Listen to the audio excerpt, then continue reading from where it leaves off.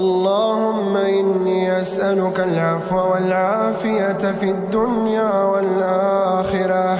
اللهم إني أسألك العفو والعافية في ديني ودنياي وأهلي ومالي. اللهم استر عوراتي وآمن روعاتي. اللهم احفظني من بين يدي ومن خلفي وعن يميني وعن شمالي ومن فوقي، وأعوذ بعظمتك أن أغتال من تحتي.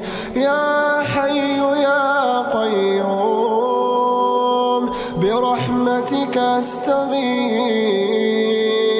أصلح لي شأني كله ولا تكلني إلى نفسي طرفة عين.